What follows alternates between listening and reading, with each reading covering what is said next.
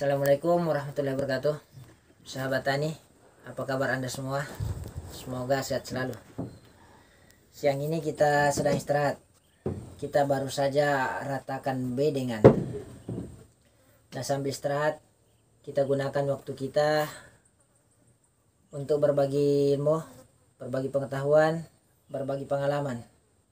Semoga video yang kita buat ini bermanfaat untuk kita semua, bernilai ibadah di sisi Allah, dan syukur-syukur kalau nanti kita dibayar sama YouTube. Amin Allahumma amin. Sahabat tani sekalian, pada video kali ini atau pada siang hari ini kita akan membahas sedikit tentang pupuk hayati, tentang bagaimana cara penggunaannya, tentang manfaatnya. Pupuk hayati sendiri tidaklah sama dengan pupuk yang lainnya, baik itu pupuk kimia maupun pupuk organik. Kenapa? Karena di dalam pupuk kimia dan organik terdapat unsur hara yang sangat dibutuhkan oleh tanaman. Sedangkan pupuk hayati adalah pupuk yang nol unsur hara. Dia tidak memiliki unsur hara sama sekali, baik untuk N, P maupun K. Akan tetapi pupuk hayati adalah pupuk yang sangat dibutuhkan oleh tanaman. Karena di dalam pupuk hayati terdapat organisme hidup atau mikroba yang sangat dibutuhkan oleh tanaman.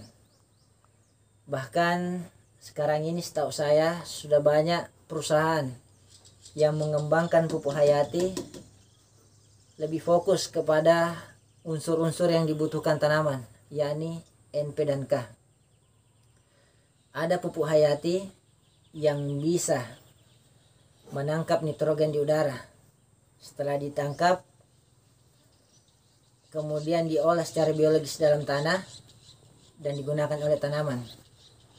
Ada juga pupuk hayati yang berfungsi untuk meluruhkan fosfat, yang mana di dalamnya terdapat mikroba yang berfungsi atau yang mampu mengurai senyawa fosfat yang terikat menjadi senyawa organik maupun batuan mineral, yang mana setelah diuraikan lebih mudah diserap oleh tanaman.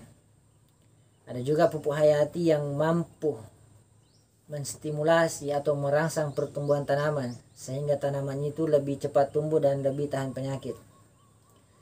Nah, dari sini, dari pembahasan ini kita dapat simpulkan bahwa dari segi peran pupuk hayati sangatlah berbeda dengan pupuk yang lainnya. Kalau pupuk kimia dan pupuk organik menyediakan unsur hara yang dibutuhkan tanaman, maka pupuk hayati ini dia menambat unsur hara yang ada, atau bahasanya di sini dia menangkap. Dan juga fungsi yang kedua, dia biasa menyediakan dalam tanda kutip unsur hara bagi tanah untuk tanaman.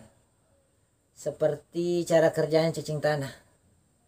Cacing tanah itu kan dia membuat rongga di tanah, yang mana dengan rongga yang dia buat, air dan udara bisa masuk dalam tanah, sehingga tanah itu menjadi lebih subur, dan dengan rongga yang ada itu akar tanaman juga lebih mudah. Kira-kira cara kerjanya seperti itu. Karena isinya ini mikroorganisme, baik itu fungi yang bisa menjadi decomposer, artinya pengurai. Nah, dari cara penggunaannya sendiri ini sangat mudah. Ini kita semprotkan langsung di tanah, bukan di tanaman. Jadi kita semprot di tanah. Untuk takarannya kita bisa gunakan 10 sampai 20 cc per liter, atau tergantung pabriknya. Karena di sini ditulis segitu, saya bilang segitu. Atau kalau yang biasa saya gunakan 200 cc atau 200 ml per tangki. Namun sekarang ada juga pupuk hayati yang katanya lengkap seperti ini. Ini yang saya gunakan POMI. Ini lengkap untuk N-nya, menangkap N, meluruhkan fosfat dan lain sebagainya. Cara penggunaan, manfaat. Kemudian yang ketiga, nah ini penting sekali sebagai petani, ini yang pokok.